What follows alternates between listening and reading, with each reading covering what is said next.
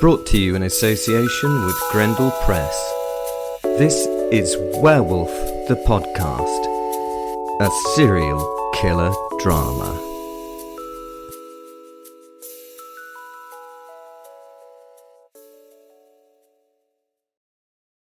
Look at that!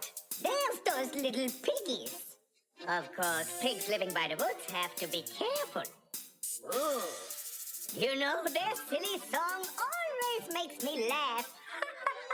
But they should be looking out for the big bad wolf. For the big bad, for the big bad, for the big bad, for the big bad wolf. Hello, this is the connoisseur of werewolf fur, of things with fangs that go grrr. Well done. You might do that if you like to. Anyway, if you would be kind enough to like us and subscribe to us on YouTube if you've been there, there's links in the description-y thing. You can also follow us on loads of different platforms. They're there. There's loads of lunatics on the Facebook group and Instagram and X and all those wonderful things. You could review us, and that'd be really nice. Other than that, really enjoy the series that we're doing because it's dead good. Well, we would say that, wouldn't we? But, you know, have fun. And remember, as always, us at Werewolf the Podcast, the serial killer drama. Love you. Bye. Well, the fairy Foxglove floats and gloats before me. She says nothing. She just flutters and bites her bottom lip, looking at me with glee on that very pretty green face. I mean, she's very good looking, but I don't really know whether that is a glamour or not. You know what I mean by a glamour, don't you? It's like the tricky, shitty sort of magic that the supernatural con creatures do. In the least harmful cases, it sort of makes them invisible or hidden. In the worst cases, they can make you think you're back with a lost loved one.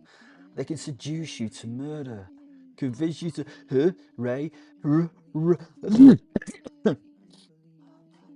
raid the cookie jar when on a diet. I mean, a glamour can be used to, like, hide a cliff that you could be made to walk off. They could get you to pay their lunch bill. All that cool shit. I have to learn to be glamorous. It would be so cool, making daft twats walk off cliffs. I don't think, is glamorous the right way? I'd say, I don't know, is that a correct term for that? I like the cliffs idea, that would be fun, eh? Making the edge seem 1 foot further back than it really is. Until now I just, chuck people off cliffs for laughs. It was annoying sometimes, you have to catch them first. It would be fun to have them do it themselves like lemmings, wouldn't it? Watch their little falling bodies. Oh, help me!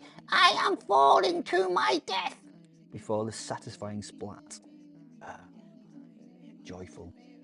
Ah, well, she's pretty all right, says Fen, my werewolf soul, bringing my thoughts back to the little gloating bitch hovering in the air before me on shimmering wings.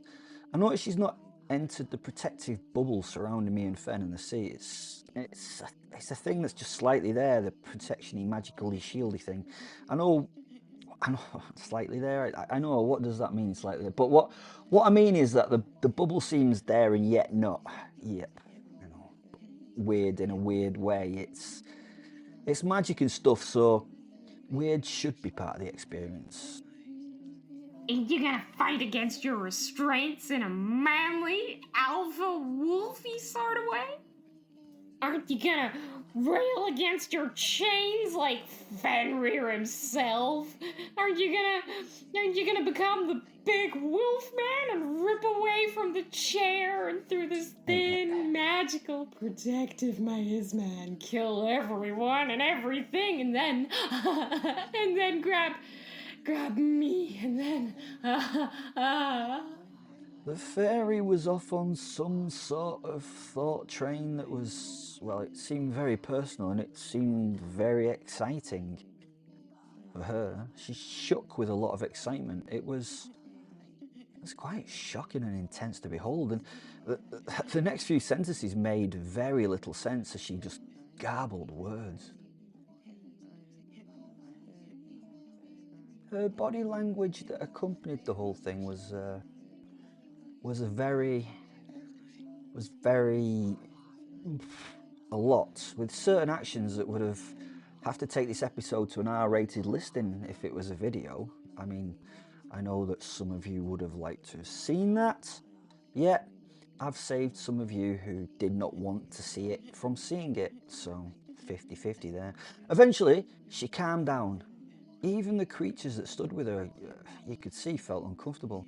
There was definitely an awkward tint to the air. I am a werewolf, so my senses see things in a slightly different way than you poor monkey ones. This air had an awkward tint. It's kind of, I don't know, aubergine. Yeah, awkward coloured aubergine. She was still flittering, flying in the air, but looking slightly exhausted, and was leaning against the arm of the giant pile of shit that was, well, it was the giant made out of a pile of shit. She was using a small fan retrieved from somewhere in her clothing. Where she took that fan from, looking at her? That tiny outfit? I could only guess. It definitely didn't have any pockets. Fen sniggered at the mental imagery running through my brain. I sniggered too. When we get together, we can act like real teenagers. It was ace. Oh my. Oh, that was a very exciting moment. She said, her green cheeks turning red with a little embarrassment and increased blood flow, and the fan was almost invisible at the speed of its use.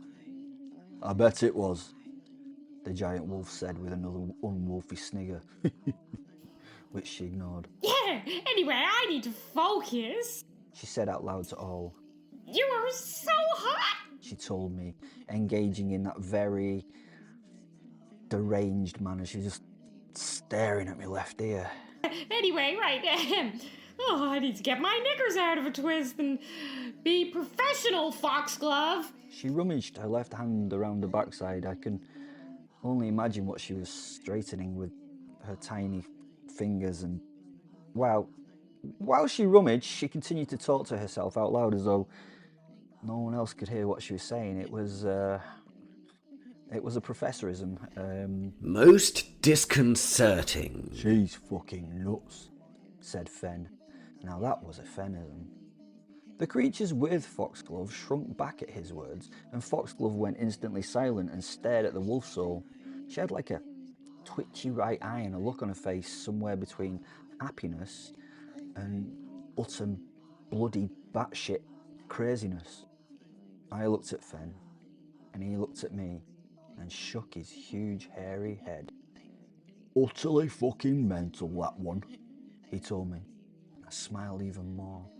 I knew he was trying to make her angry, and I hoped he was doing a good job of it. Who or what the fuck do you think you are in my life? You're a see-through, pointless ball of fur. You can't even touch the world. You can't even scratch your own itch. You're a loser, and you have no power without this one.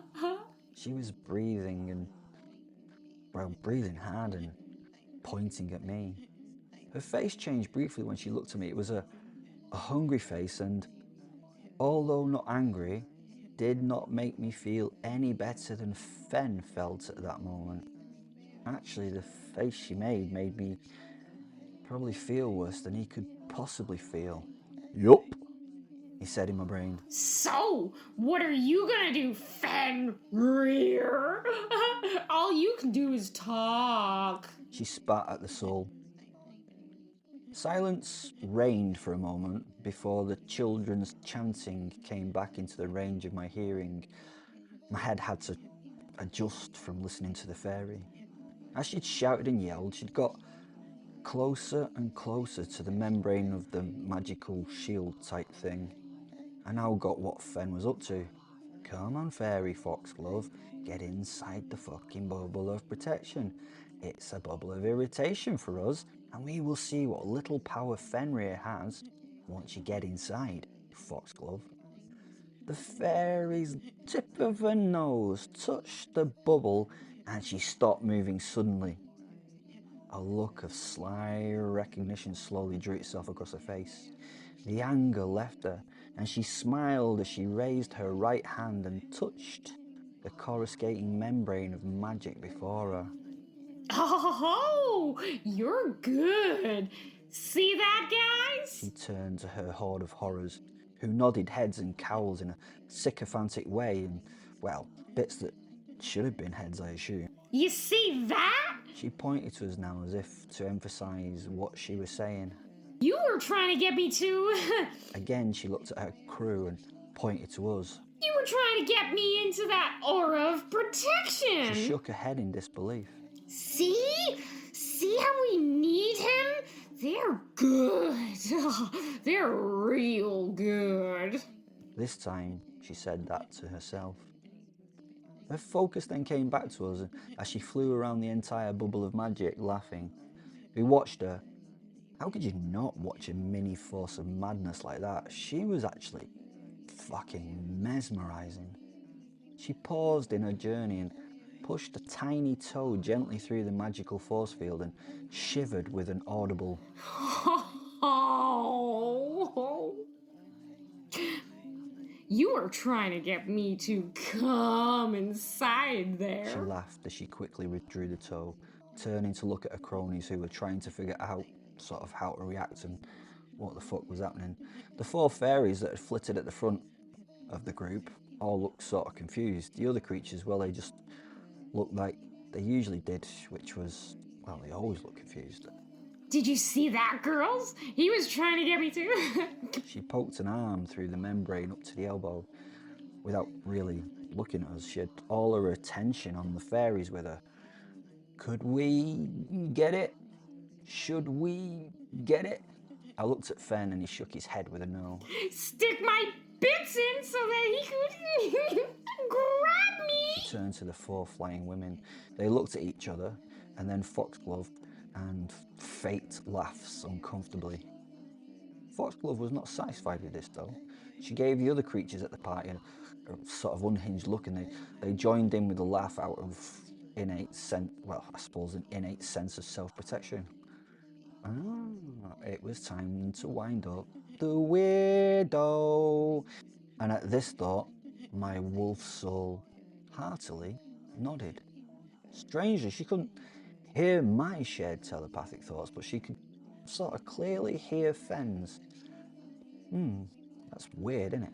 When he spoke telepathically to me, she could hear it, but Anyway, I laughed, and Fen accompanied me with his own wolfy chuckle. Purposefully being annoying comes easily to me and my best friend. What were the possible consequences? Well, we didn't care. We just wanted to see if we could make the fairy snap. She snapped already, said Fen. Again, joint laughter from us. The fairy's focus now turned away from her gang back to me. She had a questioning look on her face as to why we were laughing. We had her starting down the slope of what would be, hopefully, a fucking huge temper tantrum. It was easy to do because she was so easy to read. This was not even going to be a challenge to wind her up. In Britain, we love to wind people up. I call it bullying light. Normally, this kind of winding up would be aimed at those that had, great opinions of themselves. The fairy's face hardened and she slowly withdrew her arm from the magic boundary that surrounded us. Viciousness became her evident emotion. What you laughing at, boys? She said quite softly and sweetly. Fen and I looked at each other and back at the fairy and smirked and started laughing. You could see that she was not used to beings being like this with her. What you laughing at, boys? She said demurely, taking her focus to her well-painted nails. The other fairies were now flittering into cover behind the big lump of shit giant. The cowled figures made as much space as they could between us and them. Even Gupsy hid himself behind the giant's foot and peeked out from his sight of safety with a very evil grin. The giant, well, he just seemed to have no idea as to what was happening. His focus was elsewhere as he was picking his nose, and he seemed to take out a really badly damaged microwave from a gooey nostril. Examined it with care, and then placed it hungrily into his mouth. I could hear the crunching. It might just take one more stir of the pot to make a pop. Here it came. I looked at Fen and he looked at me. We nodded at one another and laughed again. The fairy exploded into anger. It was, what would the professor say? Utterly marvellous.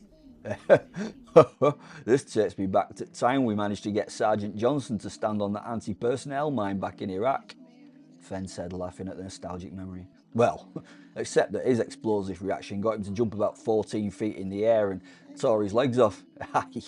Oh, I do look back on that with a happy heart. The blood and the screams. Then the Foxglove mine in this case, went boop. She screamed a keening scream that the wolf's soul shook his head at. It was a horrendous sound. Well, that's bloody loud, Fen's mind since mine. Makes me teeth buzz. The magical gang of creatures on the other side of the magical membrane flinched down and held their heads, trying to cover their ears. The rage was beautiful to watch. I have to say, it was so impressive. She must have been screaming for ages, for multiple seconds, and continued to do so as her rage and face turned to her compatriots. The fairies were blasted from the air onto the ground in a somewhat complicated pile. The stupid long scream of rage still continued as it passed over the rows of kids in front of me. It was as though she was producing a beam of extreme heat or something. Wherever the scream was directed, children died. Heads exploded and bodies melted in the chairs. Fires broke out and children were burnt and scalded. The few youngsters' faces we saw were filled with terror and pain. It was amazing to see. This little creature's power was beyond anything I could conceive. Such a little creature to have such power. It carried on. We watched more kids torn apart and wrenched from their seats as they were smashed about. 10 seconds of this type of thing is a long time, but it seemed to go on for a lot longer than that. It was fucking awesome. Eventually the scream ran out of steam and the fairy fell from the air. I thought she was going to crash to the ground in a faint, but she landed gracefully on her feet. She was exhausted. Silence fell. The two cowl creatures accompanying Foxglove had already turned to putting out fires and stopping those survivors of the horrific attack from suffering further. Their magics were pretty impressive as they fought to bring a dose of normality back to this unnormal room. Slowly and somewhat disappointingly, the screams and moans of the dying stopped. They sounded so wonderful. The four fairies had picked themselves up from the floor and gave nervous giggles as they looked around at the destruction Foxglove had caused. Poor Gupsy was trying to put out the giant's foot. It had started to burn merrily, and Gupsy was gently wafting a cloth and the giant was stamping on his own foot. Again, it was amusing to watch the two of them. It was quite sweet. Foxglove was at her most frightening now. She was not posturing or talking, but just stood with her head bowed to the floor, and I felt the hair rise on the back of my neck. She was obviously a little tired from the massive amount of energy she just released. I wonder how many she'd killed with just that simple scream. My ears were still ringing from it, and we were in this protective, magical stopping bubble thing. She now lifted her head, and my eyes met those fucking eyes.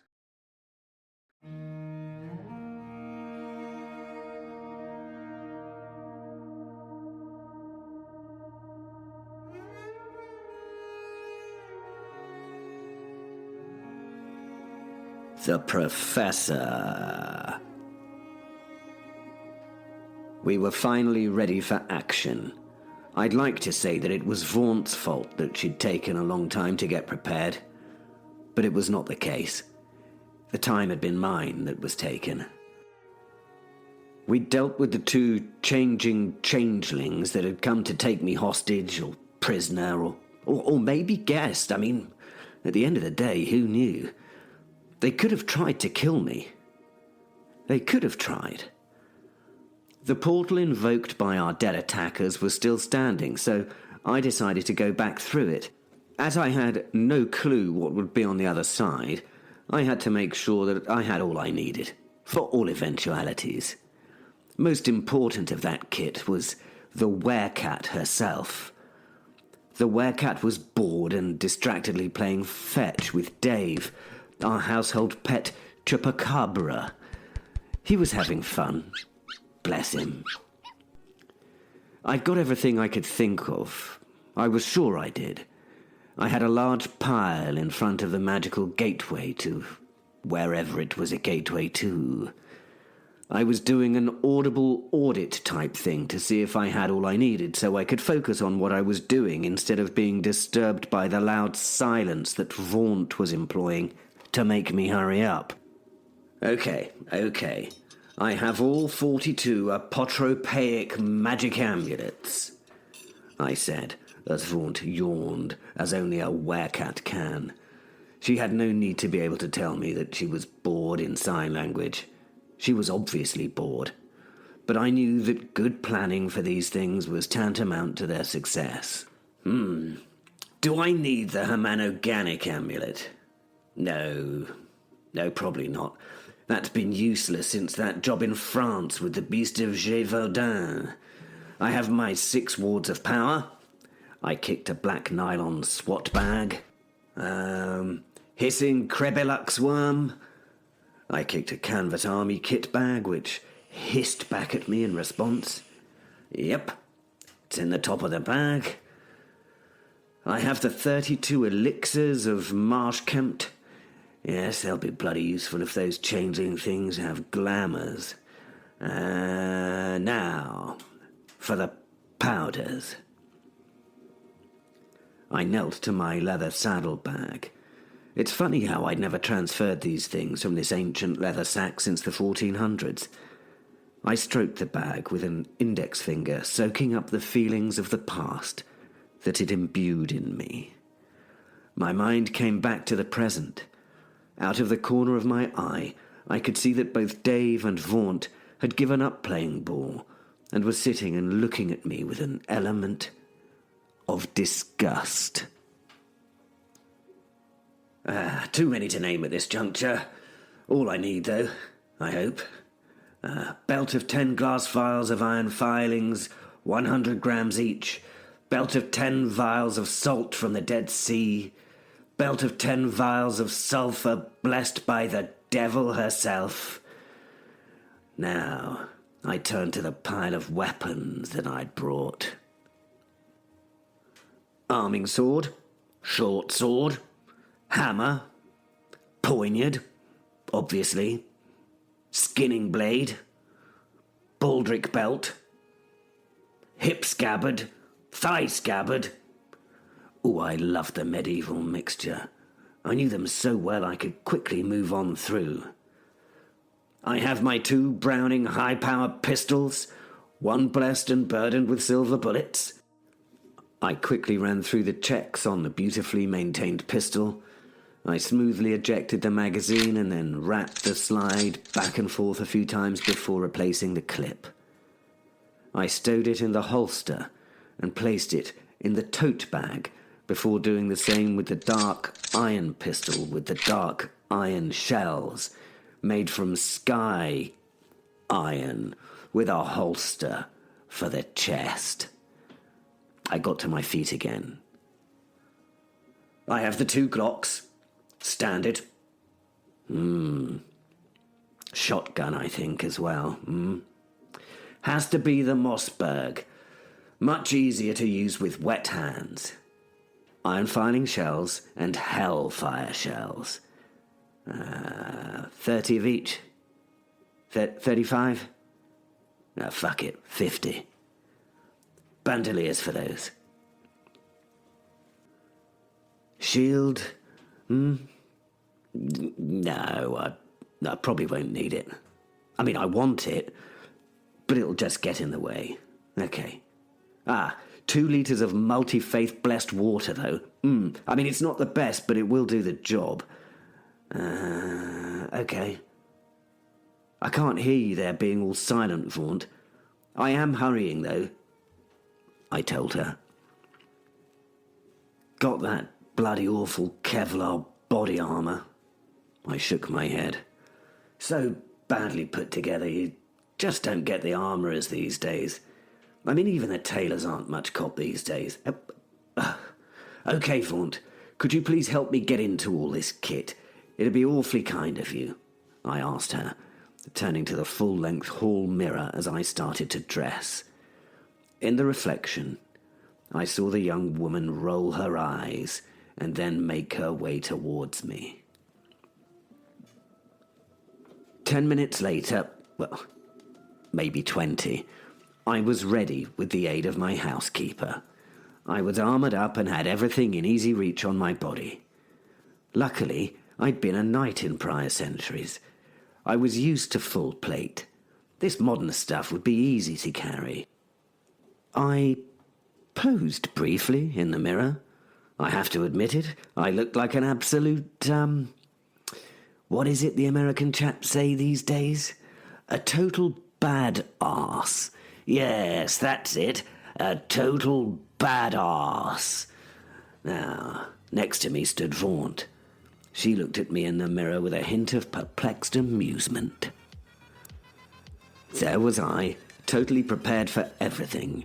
Holsters, swords, knives, several bags of magical items, Kevlar armour, and finally the Mossberg shotter wrapped on my shoulder. Gosh, everything I needed, and a bloody badass to boot. There she was in her black body glove, wearing a unitard type thing and sporting a fresh haircut. And that was it. I mean, she was a living weapon, was she not? The suit she donned was no less technical than any of the kit I was wearing. It had been designed by the government boffins to be able to handle her transformation into the Werecat and back again. I'd have to get Will something like that one of these days. Why'd he never thought of that himself, actually? Is that everything you need, old girl? I asked her. She turned back and forth in front of the mirror. She was obviously checking herself over. I have to admit it. So was I. She was a fine example of a homo felis sylvestris. And that body glove thing did, well, for all my good qualities, I'm only a man at the end of the day. I suddenly noticed she'd paused in her movements, and my eyes went from, where they rested, to her almond-coloured eyes. She signed to me in no uncertain terms to get your eyes up here. I coloured somewhat in response. I tried to start, but she just shook her head and preened the black mohawk that stood a foot high, checked her perfect Gothic style, I believe you call it, makeup, and bowed to present herself for my inspection with a big smile. I did my best as a gentleman and tried to recollect what a youth of her generation would like an old fuddy-duddy like me to respond with. What is it I should say? Radical? No. Awesome. Yes. No, not awesome. I settled on an oldie but goodie. You look utterly dangerous, my dear, I told her. Her smile and the pointy cat teeth she exposed were a happy given reaction from her. I gave myself the final pat-down checks. Oh, blast! I forgot the hairs of Catherine of Siena, damn it, I said. I was about to turn to the stairs when Vaunt once again stood in front of me with the little plastic envelope, holding the 2 incalculably valuable strands of that saintly woman's hair. I was now bomb-proof in warding off any paranormal attacks. I carefully slipped the tiny packet into the breast pocket of my body armour. A gentleman always has a breast pocket in his jacket. Where else would he put his handkerchief? I repeated the pat-down check, completing it happily. Right, let's go, I said before realising that Dave was still abroad in the hall. Could you, I managed to say, pointing towards the Chupacabra before it disappeared in a cloud of snot with a cut-off whine. Doors opened and closed, and a young woman stood in front of me with a face of excitement. She was bloody quick, you know. I turned from the mirror to go to the portal and fell flat onto my face like a giant sequoia tree with a crash of heavy items reverberating through the echoey hall. Bugger. I tried to press up in a manly manner, but sadly I could not. I tried to roll onto my back and sit up, but was held pretty firmly by items which prevented me from doing so. Oh, sod it. Finally, I managed to get my elbows under me so that I could lift my head. I didn't want to. It was the last thing I wanted to do. But I looked at Vaunt, and she was laughing and holding her stomach in complete silence. All I could hear was the heavy breaths of her mirth. And yes, she wasn't exactly laughing with me. It was bloody funny, though. And then I laughed with her, laughing at me, laughing with her, at me, and at the whole bloody ridiculous thing. I watched her happily, and it was utterly hilarious when I considered it. After a few moments of her getting herself together once more by wiping the tears from her eyes and sighing, I told her the obvious. Must have been those bloody hairs of St. Catherine of Siena. Who knew she was so bloody heavy-headed? Vaunt rocked back into silent guffaws. Well, it was rumoured that she thought a lot about herself. She must have been quite big-headed, as the Anglo-Saxons say.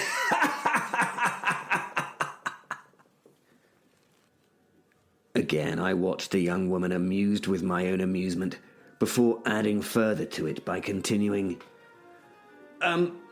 Vaunt, dearest girl, could you help me, get some of these things off, please? I might need a little bit of help doing so.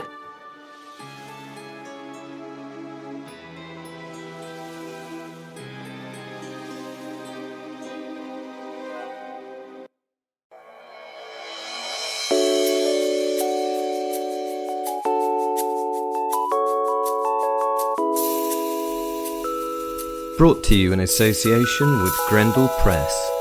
This is Werewolf the Podcast, a serial killer drama.